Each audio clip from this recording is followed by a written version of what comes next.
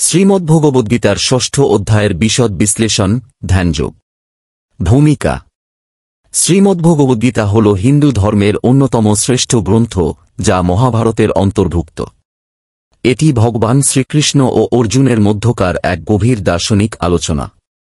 ষষ্ঠ অধ্যায় ধ্যানযোগ নামে পরিচিত, যেখানে ভগবান শ্রীকৃষ্ণ অর্জুনকে যোগের বিভিন্ন দিক ব্যাখ্যা করেছেন, বিশেষ করে ধ্যানযোগের গুরুত্ব, পদ্ধতি এবং ফলাফল সম্পর্কে।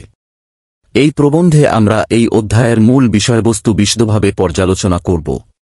ষষ্ঠ অধ্যায়ের মূল বিষয়বস্তু।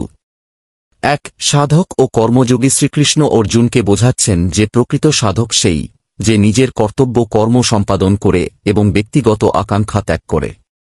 তিনি বলেন, শুধুমাত্র সন্ন্যাস গ্রহণ করলেই কেউ প্রকৃত যোগী হয় না, বরং যিনি নিষ্কামভাবে কর্ম করেন তিনিই প্রকৃত যোগী। ২. কর্মযোগ ও ধ্যানযোগের তুলনা। শ্রীকৃষ্ণ ব্যাখ্যা করেন যে কর্মযোগ, নিষ্কাম কর্ম, এবং ধ্যানযোগ, ধ্যানের মাধ্যমে আত্মসাক্ষাৎ লাভ, পরস্পর সংযুক্ত। কর্মযোগী ধীরে ধীরে ধ্যানযোগে উন্নীত হয় এবং ধ্যানযোগী আত্মজ্ঞান লাভ করে। যোগীর অবস্থান অন্যান্য তপস্বী, জ্ঞানী ও কর্মফল প্রত্যাখ্যানকারীদের চেয়ে উন্নততর। ধ্যানযোগের পদ্ধতি। শ্রীকৃষ্ণ বলেন যে যোগীকে নির্জন স্থানে বসবাস করতে হবে এবং স্থিরচিত্তে ধ্যান করতে হবে। তাকে নির্দিষ্ট আসনে বসে আত্মনিয়ন্ত্রণের মাধ্যমে মনোযোগ কেন্দ্রীভূত করতে হবে। তিনি বলেন যে চিত্তস্থির করতে হলে একাগ্রতার সঙ্গে ভগবানের চিন্তনে মনোনিবেশ করতে হয়। ৪. ধ্যানযোগীর জীবন পদ্ধতি। যোগীকে অতিরিক্ত আহার বা অনাহার থেকে দূরে থাকতে হবে এবং পরিমিত আহার গ্রহণ করতে হবে। ঘুম ও জাগরণের মধ্যে ভারসাম্য বজায় রেখে তাকে জীবনযাপন করতে হবে। তার মন যেন সবসময় নিয়ন্ত্রিত থাকে এবং পার্থিব বিষয়বস্তুর প্রতি আকৃষ্ট না হয়। ৫. যোগীর অবস্থান ও ফলাফল। যোগীর অবস্থান সাধারণ মানুষের চেয়ে অনেক উচ্চতর। তিনি আত্মসংযমী, ধ্যানমগ্ন এবং সমদর্শী হন। এমনকি যদি পূর্বজন্মের কারণে কেউ যোগপথ থেকে বিচ্যুত হয়, তবে পরবর্তী জন্মে সে যোগপথে পুনরায় ফিরে আসতে পারে। ৬. সর্বোত্তম যোগীকে। অধ্যায়ের শেষাংশে শ্রীকৃষ্ণ বলেন, সর্বশ্রেষ্ঠ যোগী সে, যে ভক্তিভাবে ভগবানের চিন্তা ও স্মরণে লিপ্ত থাকে। তিনি স্পষ্ট করেন যে যোগের চূড়ান্ত স্তর হল ভগবানের প্রতি পূর্ণ আত্মসমর্পণ। কেন এই কথোপকথন হয়েছে? এই কথোপকথনের মূল কারণ হল অর্জুনের দ্বিধা এবং মানসিক অস্থিরতা।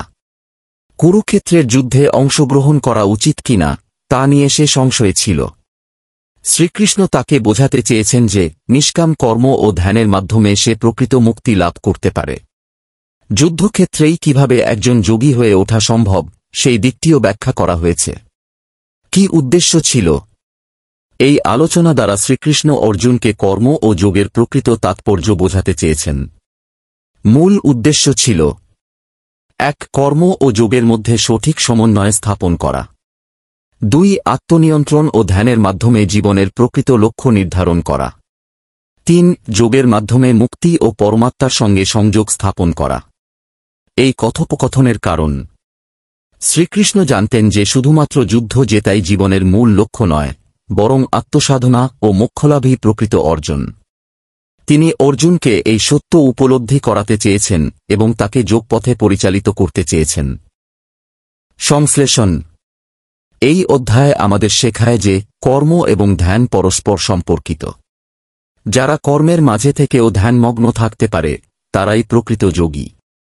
আধুনিক জীবনে এই শিক্ষার প্রয়োগ করলে আমরা মানসিক শান্তি ও সাফল্য অর্জন করতে পারব। উপসংহার। ভগবদ্গীতার ষষ্ঠ অধ্যায় শুধুমাত্র ধ্যানের অনুশীলন নয়, এটি জীবনের একটি দার্শনিক দৃষ্টিভঙ্গি প্রদান করে। এটি কর্ম, জ্ঞান, ভক্তি এবং ধ্যানের মধ্যে এক অনন্য সংযোগ স্থাপন করে, যা যে কোনো যুগে প্রাসঙ্গিক। একটি কথা, আমার ভিডিওগুলো ভালো লাগলে অবশ্যই সাবস্ক্রাইব, লাইক, কমেন্ট, শেয়ার করবেন। পরবর্তী ভিডিও পেতে বেল আইকন বাজিয়ে দিবেন।